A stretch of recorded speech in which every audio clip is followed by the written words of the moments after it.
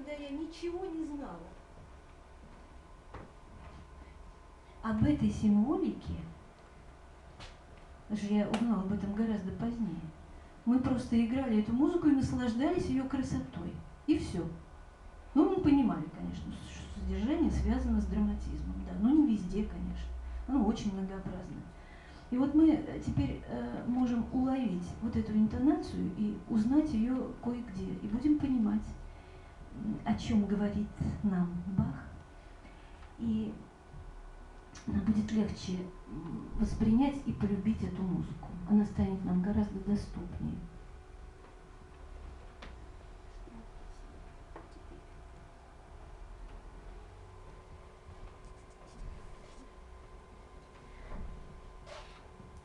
Итак, несколько евангельских сюжетов.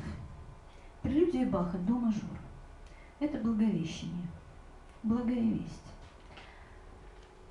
7 апреля, в этот день, является ангел Господень к Марии и сообщает ей о том, что она станет матерью Спасителя.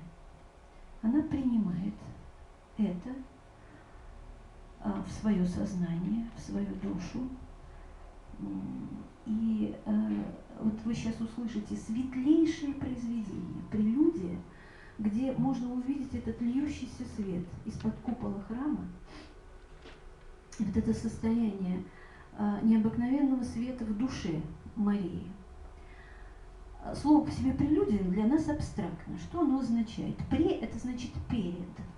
Прелюдии исполнялись органистом перед службой в храме. Впоследствии прелюдии стали исполняться как пьесы короткие перед другими произведениями.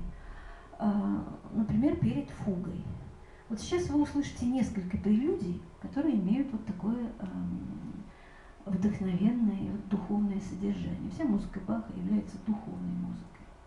И в этом, наверное, ее терапевтическая сила. Итак, «Благая весть», прелюдия до мажор, ее исполнит Владимир Иващук.